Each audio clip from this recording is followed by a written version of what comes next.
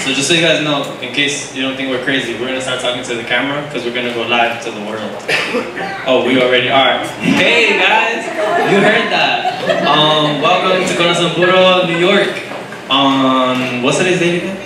October 8th. October 8th. Thank you guys. Bienvenidos a Corazón Puro, Nueva York, octubre 8. ¿Sí? Bienvenidos a todos de Nicaragua, de Texas, el mundo entero, de las Filipinas. Lo están viendo todo aquí, lo estamos bienvenidos a ver, a aprender del amor y la locura. You said that so like, so the talk today is about love and versus lust. Love versus lust, or lust versus love. Works both ways. Bam. So welcome to everyone in the Philippines, in Germany, in Brazil, in Houston, in Dallas, in McAllen, in Miami. We got some of your Miami people here today. So thanks for sending them here. You can have them back. We like them.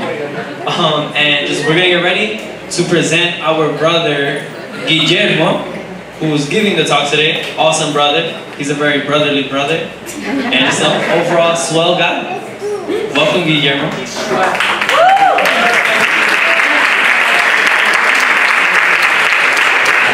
a presentar a nuestro hermano Guillermo, que es un hermano que te honra, como dicen, que da todo, de todo para todos nosotros. Does anyone wanna man up or woman up and pray for my brother Guillermo, or our brother Guillermo? Anybody? Want to volunteer? ¿Quién quiere hacer la oración para nuestro hermano para que se prepare y nos dé esta charla con todo su amor? ¿Alguien? I thought he was about to come up. You guys can't see us at home, but like, how old is he? Oh, 3. A 3-year-old got up for a second. I thought he was about to come up and pray. Nobody? Okay. Yay! Woo!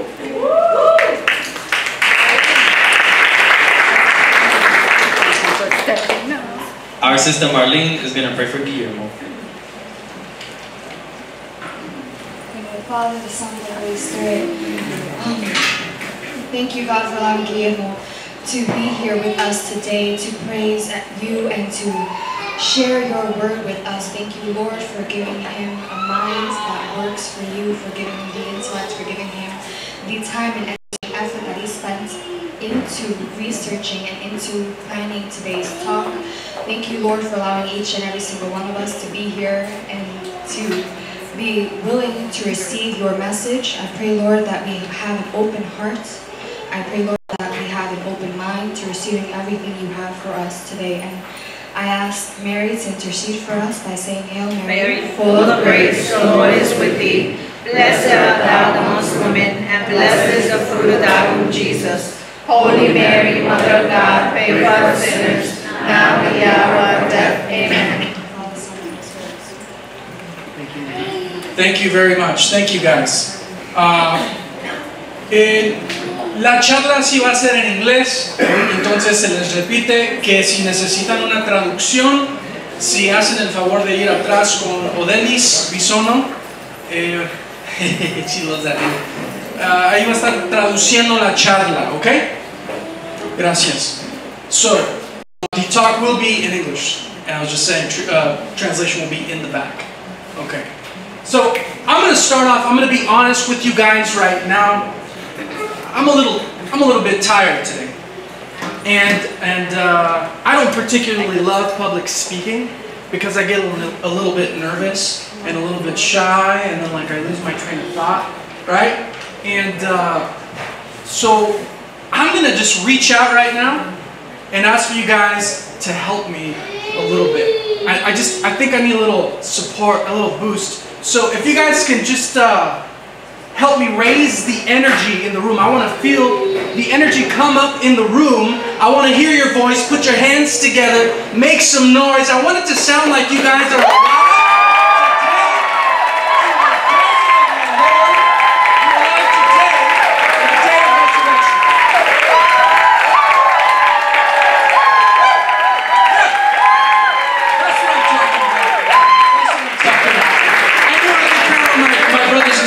here at CP. I love you guys. I love you guys. Thank you so much. Thank you for being here, everyone on Facebook and YouTube. I thank you so much. Gosh, I just gotta say, I love Corazón Puro Sunday. In Corazón Puro Sunday, I have everything that I need, that I want, that I love, in like one package, tied up with like a little bit, like a little bow, right? And so like I want to know if you guys kind of feel me on this. And I'm going to start with a question. You know, Corazón Puro. What is at the center of all of this Corazón Puro business? Or let me actually rephrase that. Who is at the center of all of this? Jesus. Jesus. Let me hear you say that one more time. Who? Jesus. Let me hear you if you love Jesus. I love Jesus. That's right. Let me hear you if you need you some Jesus. That's right. Here at Corazón Puro, Jesus is the reason for our cheesing. The smile. It's the reason for our joy. All right? And I love you guys. I love that when I show up at the footsteps there of the church right at the gate, that's always the first thing that I see. It's like this beautiful smile that's welcoming me, my brother and sister in Christ. They open their arms and it's like they're welcoming me home to my family, my CP family. And I walk through those doors and the first thing that I see, you guys, is the Holy of Holies, the most blessed sacrament of the altar, you know, lit up with candlelight. And it's just breathtaking. If ever I forget why my brothers and sisters are smiling, there's my reminder. I love adoration. I love adoration. It's so special. It's the mercy and the love of Jesus Christ pouring itself out freely and generously over all of us unworthy sinners. Right? And you guys, I'm there in adoration and I hear this heavenly music that captivates my heart and lifts me up into worship of my God. I love the CP choir. And it was just two people and it was beautiful. So thank you guys. Let me hear some love for the CP choir.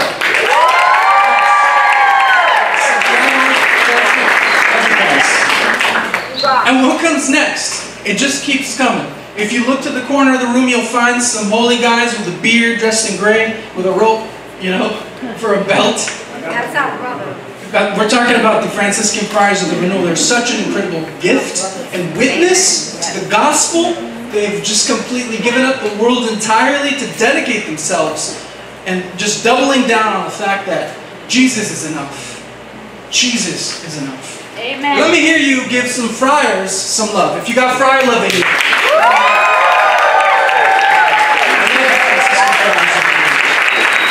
I might be lost for that, quite honestly. Right? And so what comes next? We go to the holy sacrifice of Mass. And Jesus Christ himself nourishes us with his body, blood, soul, and divinity. Wow. Wow, guys. And after I'm nourished with the bread of eternal life, I come down here, and most of the time it's Dominican food. And I love Dominican food. You know, arroz con habichuela, pollo, queso frito, tostones, mangú, whatever. You know, I love it.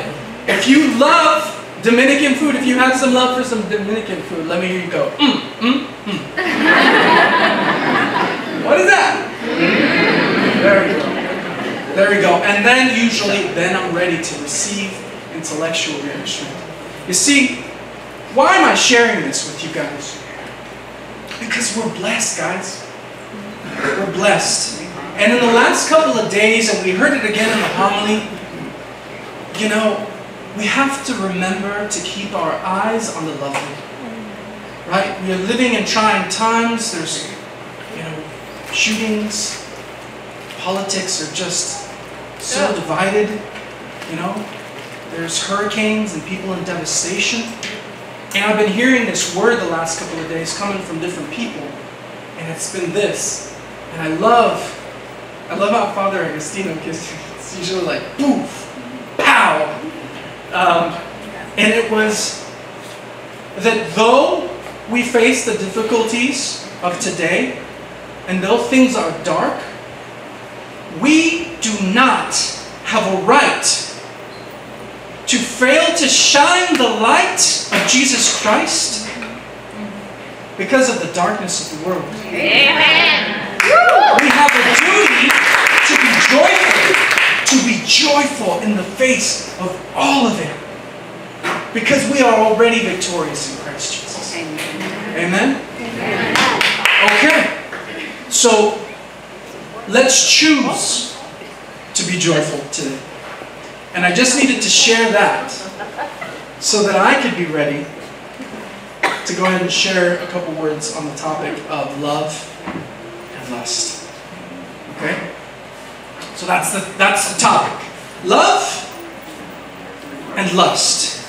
And when I look out to the world right now, I think there is some confusion about what love is. I think we confuse it a lot with lust. I turn on the radio and I listen to the most confused songs. I don't own a radio or a TV, but I remember hearing this song. Enrique Iglesias, he's known for like singing romantic songs. And I heard one of his songs, he's like, "'Cause I'm loving you tonight." Yo, I heard the non-radio version of that. He is not talking about love, ladies and gentlemen. It like wounded me to hear it. It was so horrible. And I've heard, like Rihanna songs. There's a song, "I love the way you lie." Have you guys heard this? It's like, "I love to hate you." And it's just this toxic relationship. Everything is so mixed up and broken.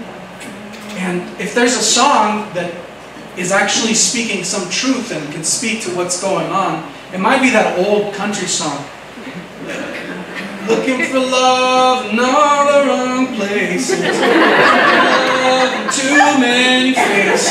I prefer the Eddie Murphy version. Looking for love. So, he's doing. Never mind.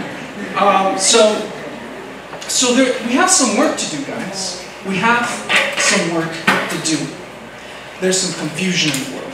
Now, in one sense, I kind of can't blame people, because realize that just a couple of minutes ago, we said, "I love Dominican food."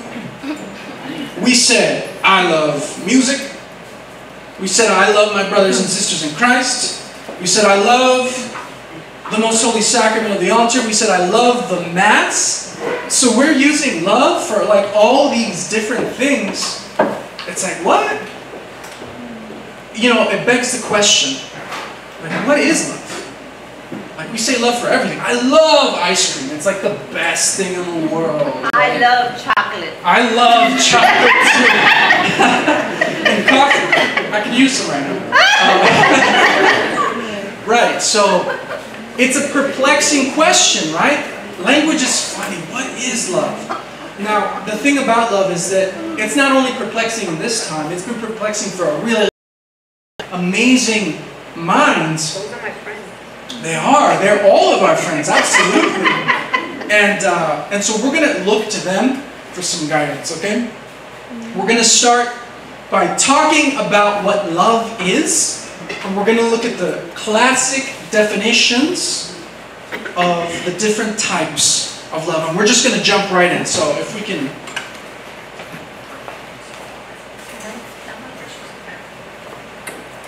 So there are 4 classical kinds of love. The first that we're going to talk about is storge love.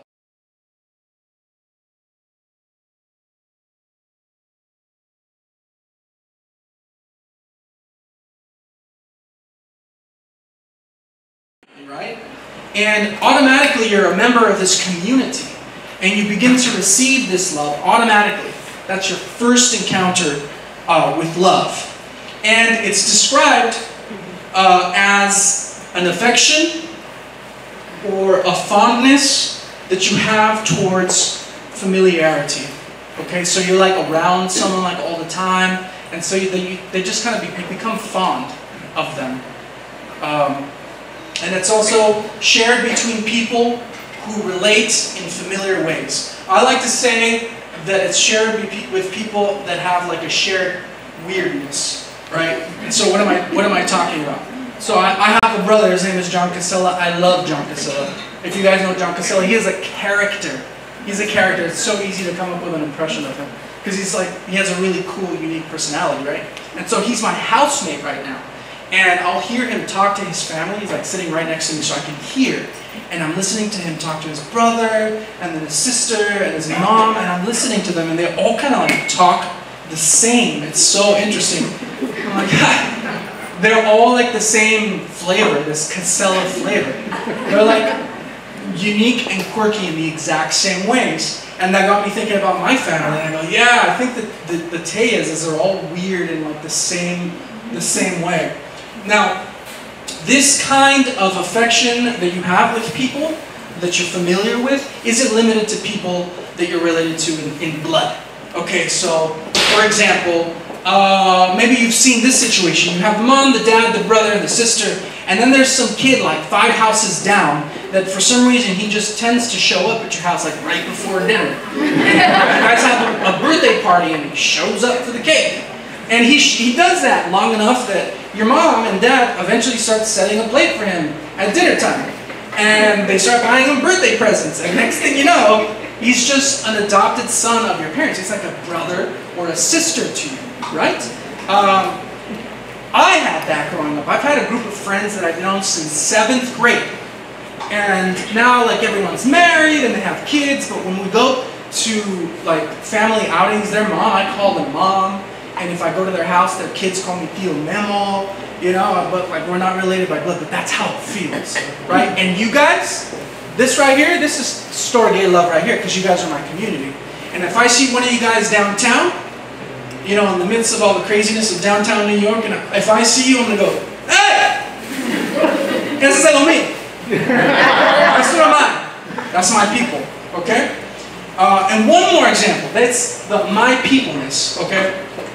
Here's an example of another, so here's another example. I live in New York, and so I know a lot of Dominicans, and I've had this experience moving to New York. I'm talking to a Dominican brother of mine, and we're getting along, and we're both speaking Spanish.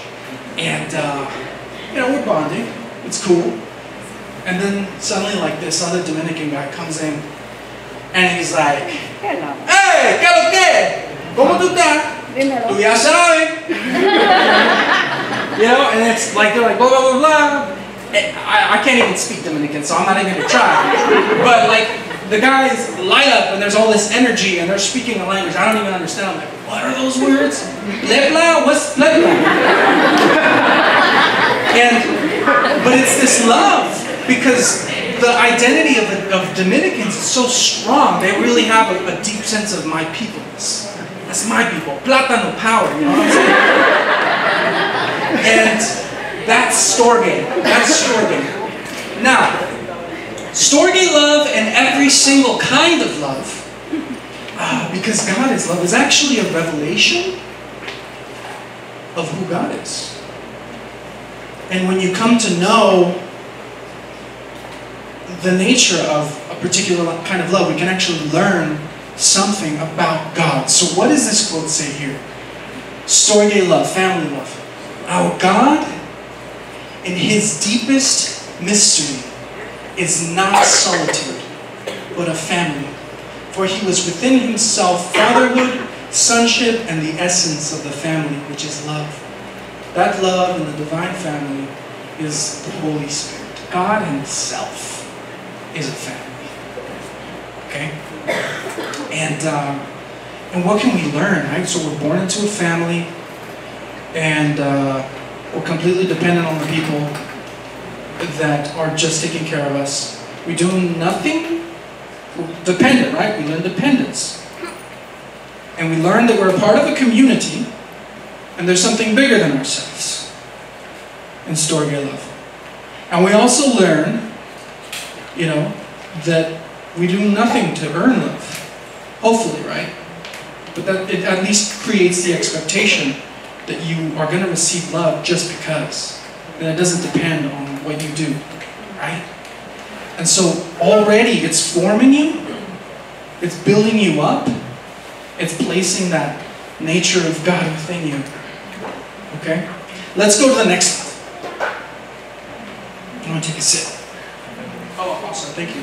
So the next one is philia.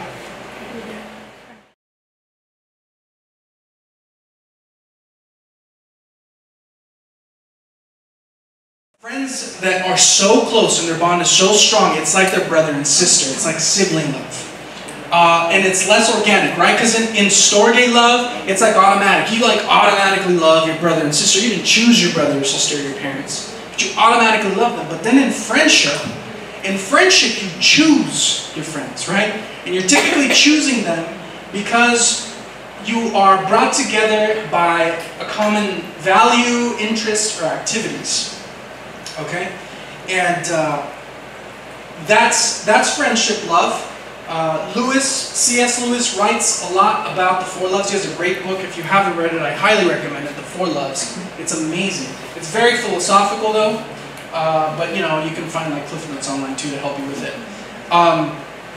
And so, one of the things that he says about friendship love is that it is a gift from God. It's free, and it's like unnecessary. Friendship is unnecessary, like philosophy, like art. It has no survival value. Rather, it is one of those things which give value to survival. Okay? It's not essential to surviving, but it's what makes life worth living. And it's a gift that's given freely as an act of the will. Okay? And that is kind of a reflection of how God loves us too, right? He chooses. He chooses us. Right? And when Jesus Christ came, what did he say? I no longer call you servants, but I call you friends. Right? And incredible things happen when you enter into friendship with Jesus Christ. It is because of the friendship with Jesus Christ that he established that he shared all that he knew about the Father, that we received all his treasure. His treasure was his relationship with the Father and the kingdom of heaven. And he communicated very openly to the apostles, and we receive an inheritance in that. And because of that friendship, we have become adopted sons of the Father. Okay? So, C.S. Lewis does say that each of the loves, there's like a shadow side to it, that it is limited. One of his critiques of friendship, he says the dangers of friendship, for example, clickiness, right? You can have friendship that falls into clickiness, and maybe you've seen this in ministry, where like the servers have their little clique and they stop focusing on the people they're supposed to be serving, you know, and then it's exclusionary. And then that is no longer like in line with love, the kind of love that we're supposed to be living out as Christians. Okay? Another kind of danger, or the shadow side of friendship love, is anti-authoritarianism. You might not have the courage to rebel against legitimate authority by yourself, but if you get a little group of you guys, suddenly you become real brave. And so it can actually turn into this unhealthy anti-authoritarianism. And pride. Pride. You can totally get this sense of pride because you're in this exclusive group, like in Mean Girls, if you've seen that movie, that type of thing. Or guys, you know, like, they become real prideful and like hubris, like arrogant. I know I've gone out and there are guys that are so ready to get in a fight because they're with their friends, and when they're by themselves, they're not so tough. So, let's go to the next one. Eros. Oh my gosh, Eros. Here we go, guys. This is the most difficult love to talk about because there is the most confusion about this. The most confusion. And, gosh, it's also very abstract. Okay? It's very abstract. It's difficult to understand. And it's actually kind of meant to be this way. Okay? And I have to start out by saying Eros love is oftentimes thought of as like sexual desire. Wrong. Right? And to prove the point, okay, so the word erotica in our culture, right? When you hear the word erotica, or erotic, what do you think of? Sex. Yeah. It's like confounding, synonymizing, conflating eros and sex. And that's a big mistake. And there are very bad consequences to doing that. And then you have erotica, which is an even a greater distortion of the true meaning, because erotica really is just a different sounding way of saying porn, which is disgusting and the complete opposite of love. So, throw away anything that you've ever heard, all those distortions. Let's try starting from scratch, okay? And we're gonna use a little help from Socrates for this one, okay? So, eros is the soul's capacity to be penetrated by the mystery of beauty that is in all the creation of God. It is the ability within your soul to be in the world and suddenly something happens and you gasp for air at the sunset that is before you and you go, wow. You know what I'm saying? That is eros. It is not sexual. Okay? And it's this incredible thing that happens. It's like this force and this power. It breathes new life into us. And artists really know about eros because they're all about eros love. And so like you can see a good example of this in like mystics or naturalists. You can see it in scientists. You can see it in artists that like they have these captivating experiences, right? Oh my gosh, so beautiful. And it's mystical and spiritual. What it does is it calls you out of yourself. Like, forget about this for a second. Look at God's creation. The miracle of God's creation. And it like, almost like puts this longing inside of you. And this desire to intimate, to know deeply that beauty and to become one with it. And so a lot of people will go into nature, right? Naturalists. And they go, oh, I just feel like I'm one with nature. You've heard that. I'm one with nature. I'm one with the creation of God. And it gives you this life. It makes you feel really good inside, right? That is eros, ladies and gentlemen. It is not sexual, okay? Another aspect of eros. So if you guys have questions, I invite you to just raise hands and go, can you clarify that? I don't think that made sense. Because this is hard to explain. Eros. So what happens? The lover's captivated in awe and wonderment. And the desires, eros is also the desire capacity to know deeply to the point of union. It's like you want to know that beauty, but it's not like say for example, we're talking about the beauty of a woman. It's not like, oh, there's Susie, there's Sally, yeah, I know her. No, it's like when you're in eros love with a woman, it's like, oh my gosh. And it's the desire to want to know her heart like your own heart. Like the way that you know your own heart and everything that happens in here, like you want to know her in your life. You want to like become like one with her. That's how deeply and profoundly you want to know her. That's eros. Not sexual. Not sexual. Not necessarily. It's also the desire and power to create or procreate. Okay? And artists, again, poets have described their experience, like when they're captivated by the beauty of a woman. They say it's like they're penetrated by the beauty and they become pregnant.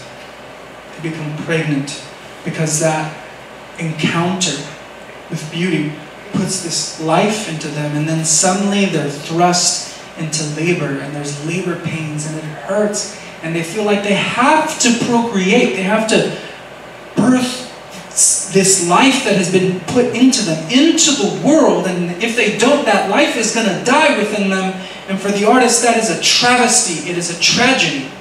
And so they write their poems and they struggle to understand and they struggle to try to capture the beauty and they put it out into the world. And there is like the fruit of that encounter. So it can be experienced in art, in nature, and eros can actually be experienced between friendship, platonic, non-sexual friendship. Okay? And that happens like when, like for example, there's this guy or this girl. Let's go with the guy, right? The guy he's a good-looking guy. He's super intelligent and charming. And he's like strong and courageous. And he's just got like this charisma and everybody likes this guy. And like a guy can look at that guy and go, gosh, that is admirable. And he can be kind of captivated by the beauty of his person, right? The virtue. And he wants to he has something. I want to know that guy, right? And so there's this knowing, and it kind of breathes life into you. And sometimes friendships like that will like put virtue into you because of the way that you've been like knowing that person with that virtue. It inspires virtue in you. But it's non-sexual. Yes? Can you have more than one type of love with the community relationship? Absolutely. Yeah, definitely. So, one of the problems, and we'll get to this, one of the problems with saying that eros is necessarily sexual desire is that this kind of love happens between people of the same sex, and because they get confused, when the world says that sex is love, they confound them. Then you'll find people that have this admiration, this attraction, someone of the same sex, and then they start questioning their sexuality. It's actually a very common thing in adolescence, in high school. Okay?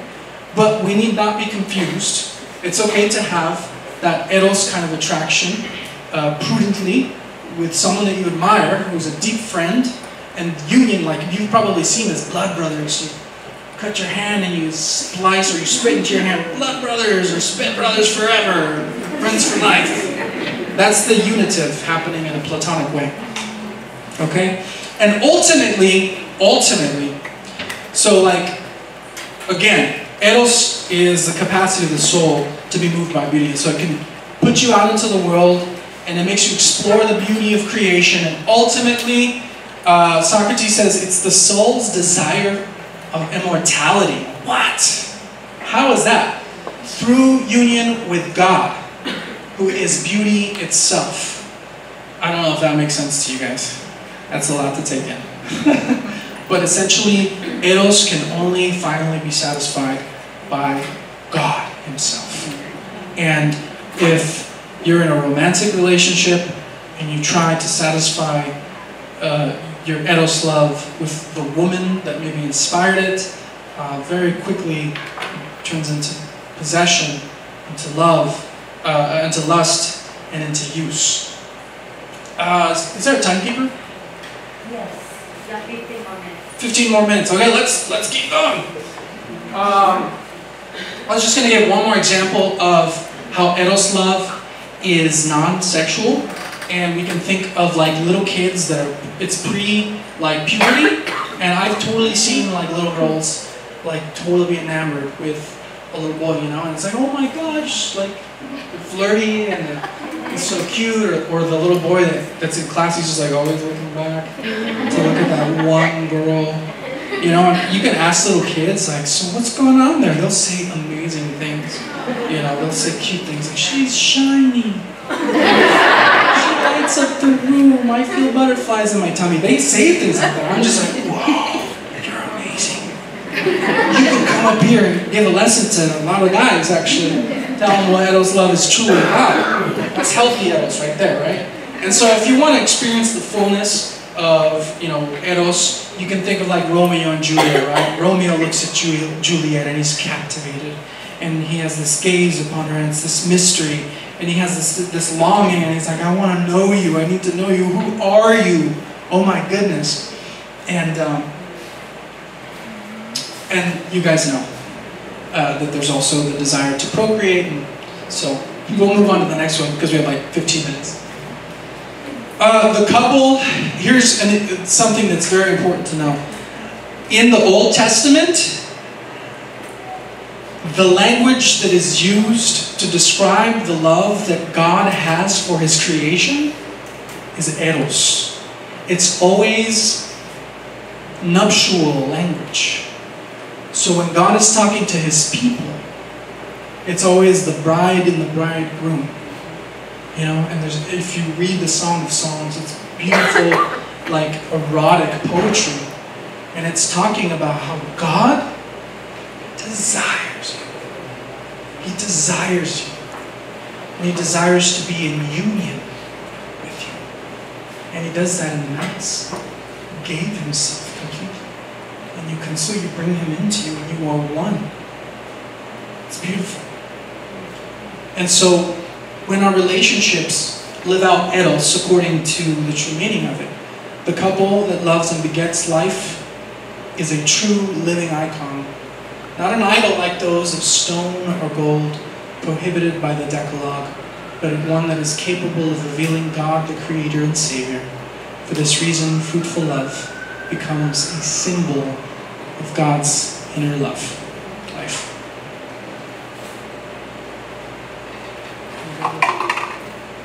Okay, the fourth one. The first three, thanks for bearing with me. This is like really like philosophical stuff. It's hard stuff for me to explain. Agape is the love that, it's like known as God love. Okay? The three that I just talked about are sometimes referred to as natural love, and this one is like particularly of God, because really like God's the one that really loves like this, and we try and we're called to live like this. We fail until we die and finally go to heaven, right? And we're called to try though, okay? But agape love is unconditional love with stickability, with permanence, with commitment. It's like that. It's very idealistic like eros. It's I will love you forever. It's that I'll love you no matter what. And it's characterized by sacrifice, okay?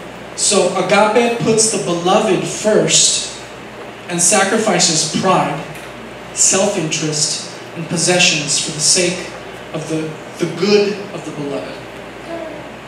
This is the love that God has for us, which inspired him to sacrifice his son, and his son to obey and sacrifice himself. It is the kind of love we are commanded to have for one another. It is a love of supreme greatness. And this is beautiful. I love this quote. We fall in love. And I've also read something that says to the effect, we fall in eros, but we rise in agape. And it really gets to the nature of the two loves, because eros is something that kind of just happens. It's a very powerful and raw force within us, right? It's almost like, well, I lost my step because I was totally dumbfounded by this beauty that I beheld. It's like a falling. But agape, if I ask you right now to rise, it's an act of the will, right? You're going to have to like choose to rise, and it's going to require using your muscles. And that's what like learning how to love in agape is. It's an act of the will.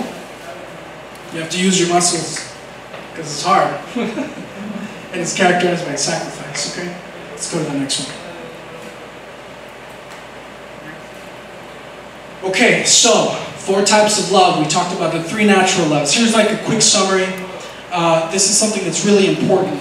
Okay, these 3 loves, they all have weaknesses. They're all imperfect in and of themselves. Okay? They can't satisfy you ultimately, because the love that is written on your heart that will satisfy the truest desires of your soul, they can't be met by either of these 3 by themselves.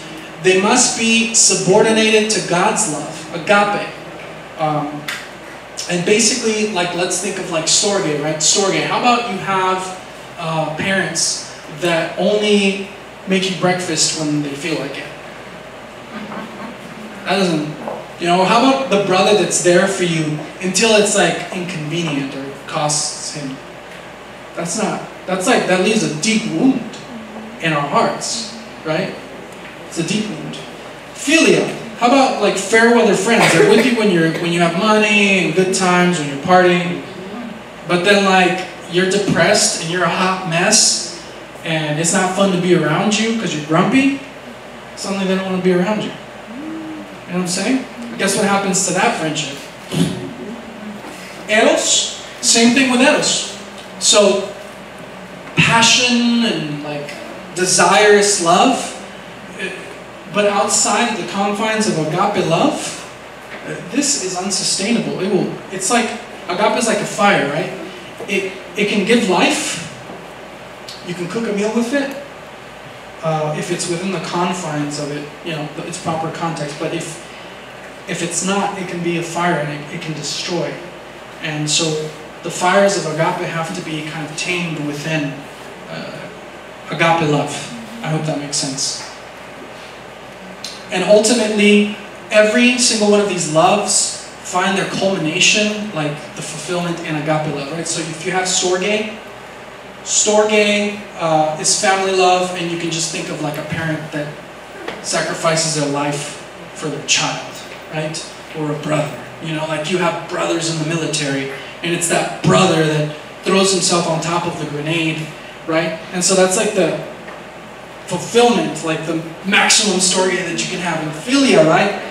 What does it say in the Bible? There is no greater love than he who lays down his life for a friend. Right? And so it's talking about friendship. And eros as well, like that would be marriage. Right? You lay down your life in front of the altar. Can we go to the next one? Question. Yeah. Can you go back? Yeah.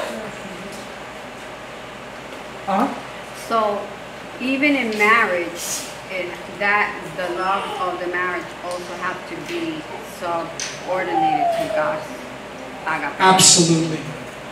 Even in marriage. Even in marriage.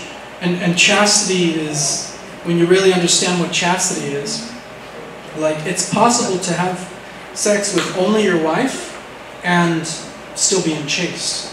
Because the way that you're doing it is not according to agape love. You can still use a wife like an object. And so that's unchastity. You know, that's possible. 5 minutes. Okay, next one. Let's go. Moral relativism.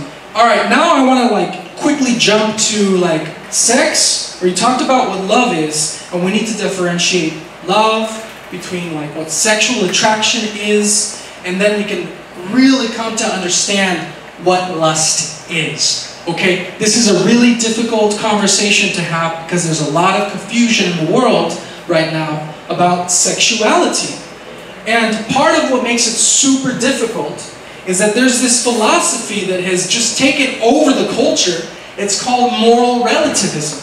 And it's really interesting. It's a special kind of intolerance and bigotry. And the intolerance is to truth. They cannot tolerate objective truth, and yet they are the ones that always accuse others of being intolerant and bigots, right? I was talking to a lady once, and I was speaking about Jesus, and she looks at me and she gets this look of disgust. She's like, "Oh, you're so arrogant. You think that you have the truth?" I go, "Yeah, absolutely. Why would you believe something that you don't think is true? You believe things that you don't think are true? That's weird." Right? And she's trying to tell me, like, there's no objective truth. Everyone has their own personal truth. Okay, so let me get this straight. You're telling me there's no objective truth. That means truth outside of your opinion. Like, there's a matter of fact. It doesn't matter what you think or feel. It is what it is, right? You're saying that's false, right? And so essentially you're telling me, look, and here it is. Is it there? No. Basically, they're saying, look, you're wrong. There's no objective truth. What is true is that there is no truth. You guys see that? It's self-defeating. Like, if there's no truth, then why do you say it like you're right? Just be quiet. Okay. Let's go to the next one. The worst form of moral relativism that we're seeing right now is called subjectivism. Sorry for all these philosophy terms. But that's basically when you get to the point where it's not even that your culture defines morality, because that's one version of moral relativism. It's like, yeah, truth changes throughout time, and what's morally right within one culture could be different in a different culture, and you just can't really criticize other cultures. But you sure as heck want to say something about Nazis, don't you? Yeah. And you don't have the ability to do that if you believe in this. Now, the worst degradation of morality is subjectivism, and that's when it's not even your culture or your society that determines right or wrong. It's how I feel. It's just me. It's my truth. I say what's true, and it's however I feel and whatever I want it to be.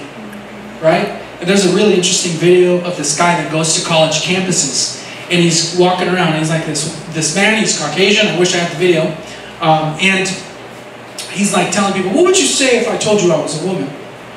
Yeah, that's cool, yeah. I'd say, good for you, congratulations. And he goes, what would you say if I told you I was a Chinese woman? And they're like, I would be surprised, but yeah, good for you, good for you. It's like, what if I told you I was a 70-year-old Chinese woman? Yeah, all right, you know, good for you. I'd say, all right, you know, it's not for me to say anything about that. What if I told you I was a 7-foot, 70-year-old Chinese woman? Yeah, it's, what? Are you kidding me?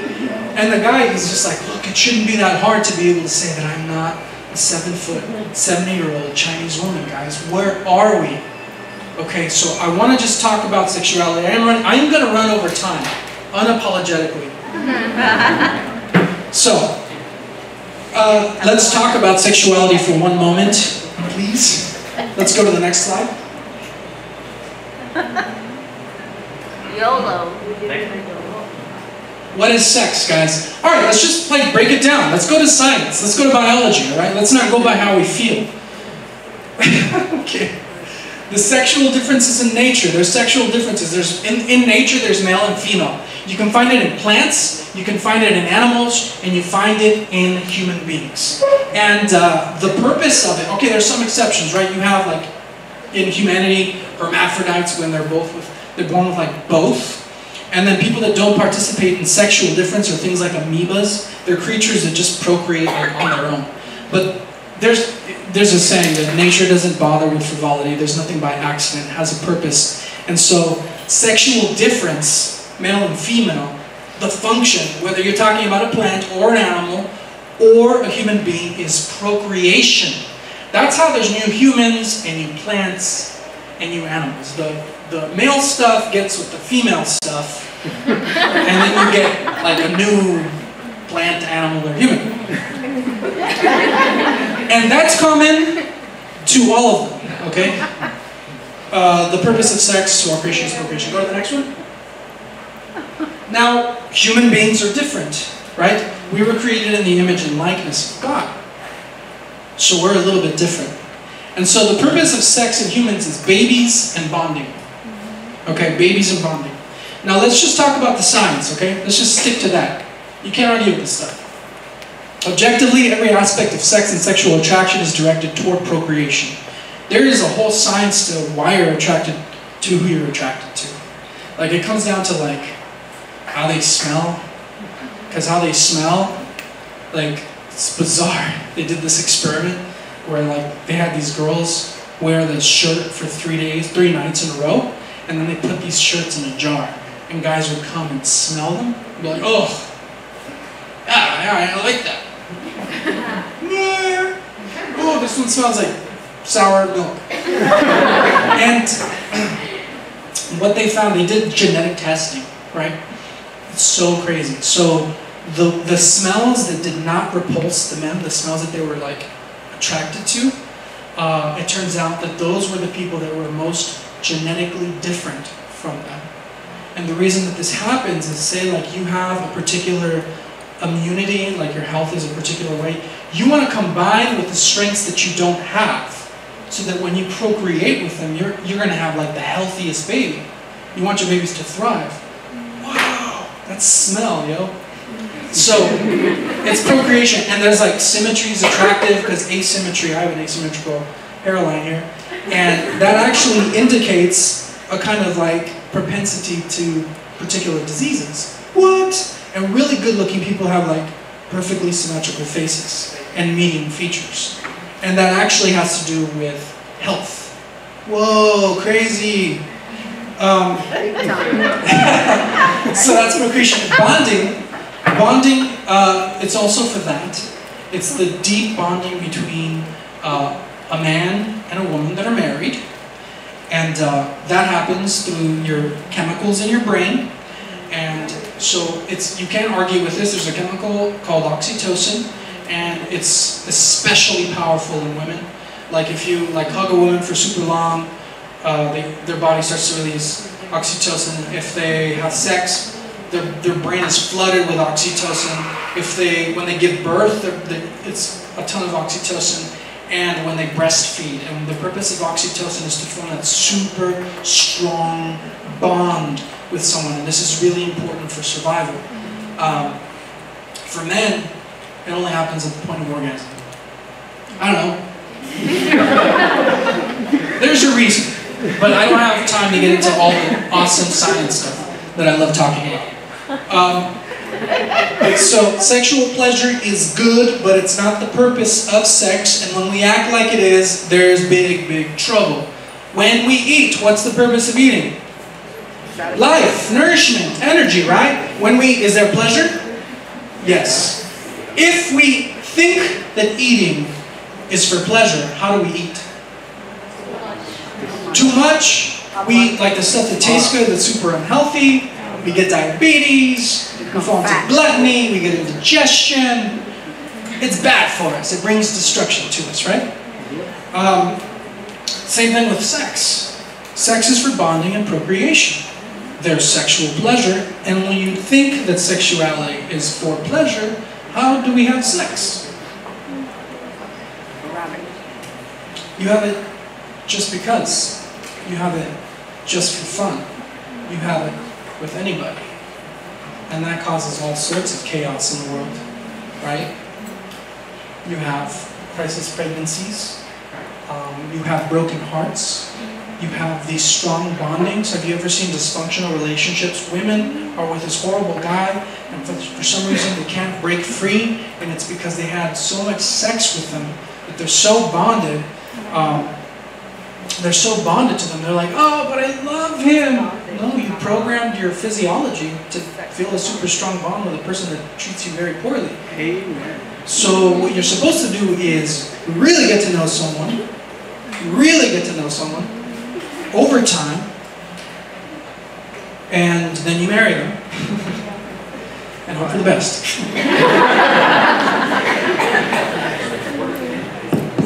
Okay, so love and sex are not the same thing. The only safe context for sex is marital love. They're telling me my time is up. I'm going to rush through some of this stuff. If you tell me that love and sex are the same thing, if you don't want to accept that a lie, or accept that that's a lie, that that's not true, all sorts of havoc is wreaked, right? So let's think back to the different loves, right? So if you think sex and love are the same thing, which the world does, you're gonna whenever you have a bond, you sexualize it. That's a problem. Because how about, you know, it's not a good idea when you storge love is sexualized. What happens? Pedophilia, incest, sex cults, people that pretend to be family, but it's all about sex. And the fact of the matter is you have a right to have storge love in a non-sexualized context. You should be able to have a place where you receive love and you do not have to worry about that stuff, especially women. You know, when bad things happen in a storge context, unfortunately, like it affects the human being, there's a mark, and it confuses our understanding of love, right? And so then there's problems with our understanding. Storge love prepares us to have like relationships in the world, and so if like we had a confusing situation at home, we go out, we don't have healthy boundaries, we don't really know how to relate to people in a healthy way, and our friendship relationships can be messed up. And Eros, so I'm just going to run through this stuff. Yeah, let's next slide. The opposite of love is lust. Okay, so I think because I'm running out of time, we can pretty much say we have somewhat an idea about what love is. So let's just, it's so easy to knock down lust when we know what love is. It's like, oh, it's the cheapest imposter of love that will never satisfy us and that destroys any chance that we have of actually having what our soul truly desires. It will get in the way of all your happiness and make you a slave. So let's find out what lust is. Lust is an excessive desire for the enjoyment of sexual pleasure. Okay, the divine and ordained purpose of sexual pleasure is the love of husband and wife to procreate and educate their children. Lust, in essence, is selfish. Okay, there's a better slide. Keep going. Okay, here you go. Desirous love of a person that causes pleasurable sensations. So when you have eros love and it's actually love, there's pleasurable sensations in the soul and in like the body, right? You have butterflies in your tummy. But lust is like it's sexualized and you have the desires. Instead of desiring the person, you just desire the pleasure. And basically the desire is of the body and you objectify the person, right? Love draws you out of yourself and sets you on a longing pursuit to know the beloved person. I want to know you. Lust draws you into yourself, into a self-centered fixation on your own carnal desires, and sets you on an anxious pursuit of a body that will satisfy this desire that has now taken over your person. Love looks at the beloved with wonder and awe and reverence, and in lust, you guys know this look, it's called the sexy look. Yo, it's like predator and prey. And that's what it is. That's what it is. Because essentially what you're doing is like a predator would look at prey. It's like an object for consumption. So next time you see a sexy face, run. A look of awe is you can tell. There's a lot in the gaze, right? When a man's looking at a woman with love, it's like, I don't know, I can't do it right now. Where's my girlfriend? Desires union with the beloved, and lust desires to possess the person or the body like an object. Love can come to a beautiful like consummation, culmination through agape love and marriage, and like it can finally be satisfied. It can actually be a satisfying thing. But lust does not seek to give; it seeks to take. It can only lead to a moment of pleasure, like seconds, yo. That's why you're ruining your life, because of seconds of pleasure. And the sense of satisfaction does not last. Now, next slide. Love moves towards commitment with the beloved. It's a creative force. Lust enters into relationships of comfort and convenience for the sake of securing a reliable source of sex, friends with benefits, sex with no strings attached, moving in together with no commitment to each other. I was like, oh, we'll stay together till it stops working out. That's not love. One time I asked a person, why did you move with your girlfriend? You're living with her so long. Why don't you just marry her? He's like I love her, man. And we're like, we don't believe in the institution. We don't need a paper to like validate our love.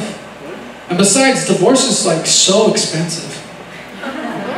So you're telling me you're in a relationship and you're thinking about divorce, you're like later on, I want a divorce. That's called conditional love. That's not love.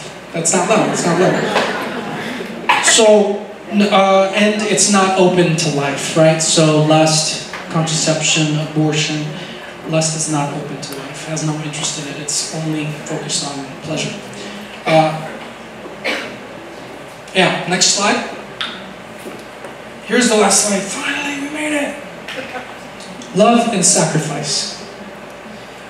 You guys, ladies, the only way that you can actually have true love is through chastity. There's no other way, guys. If we're real with ourselves, we have all sorts of kinds of loves and desires in our heart. Okay? And we are called through our baptism, because we're ordained kings, to have reign over this kingdom. To have self-mastery. And to not be a slave to your impulses and desires. Okay?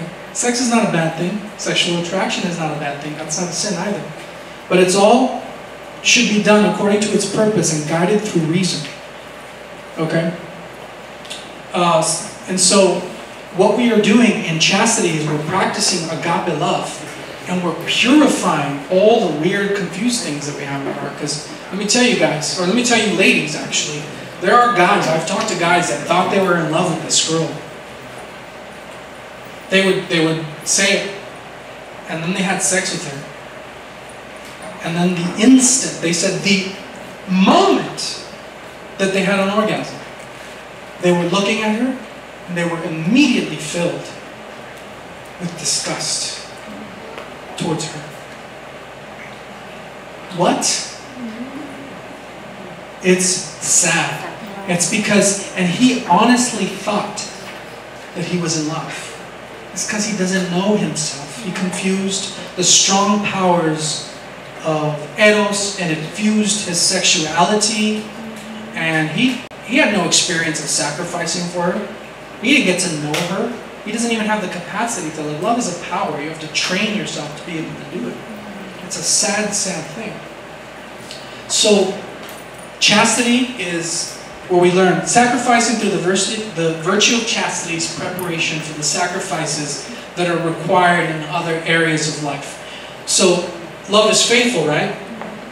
So, part of being faithful when you get married is like being able to say no to every other woman. And, you know, your sexuality is super strong. So, you got to go to like the fidelity gym, and that's chastity. And you do that with the woman that you love. You deny yourself your own sexuality, your own desires, and that builds you up in the strength to say no. I know guys that never denied their own sexual desires, and then they finally got with a woman that they loved. But because they had no experience of saying no and denying themselves, they didn't have the strength to say no when temptation came. And they were well-meaning guys. They were like, I don't know why I did it. Because you trained yourself to have no self-control. You felt the urge and you went. Chastity pulls all love under the guidance of agape and sustains these kinds of love. And in sacrificing our desires, we imitate Christ. For to me, love is Christ and death is gain. In sacrifice, we entrust our desires and weakness to the Holy Spirit. Ultimately, we can't be chaste. We don't have the power. In chastity, when we're struggling with ourselves, you learn very quickly, I need Jesus. And that's a good thing. You need to learn to depend and rely on Christ. And ultimately, why are you doing it? Because you love Jesus. That's the only way you can be strong enough to do it. And it's Jesus that's going to show you the way too. Agape love. You know, that's Jesus Christ. He is the way, the truth, and the life. My time is up, guys. And I don't know if we have time for questions, but come on, whoever's going to say.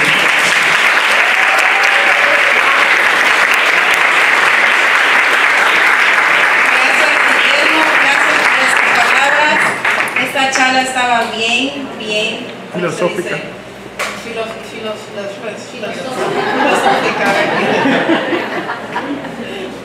Brown's translation. Yeah, that was dope. So yeah, that was a really awesome talk by our brother Guillermo. Like you said, it was very philosophical. It had a lot of meat. We can chew on that for like the rest of the month. Thank you. That's the last one, XCP. And just so with that, everyone online here, we're gonna break it down. We're gonna start jumping into small groups. So we suggest that everyone, wherever you are, if you're watching this with other people, like I know some people do, talk about it, enjoy. If you want, order some pizza, relax, hang out. You don't gotta go home right now. You probably are home right now. Just hang out and think about it. Watch the video again. Who knows? Why not? It's there. It's gonna be on YouTube forever. Got that, Guillermo? It's gonna be on YouTube forever. So thank you guys for joining us. This is Vinny signing out. And then she's gonna sign out because she has to do it in Spanish. Gracias por todo y que esto yo sé que va a durar por el mes. Gracias por seguirnos y va a estar por el mes entero en sus mentes. Hasta la próxima. Corazón Puro en noviembre 19. Muchas gracias, Melissa. Los quiero mucho. Adiós.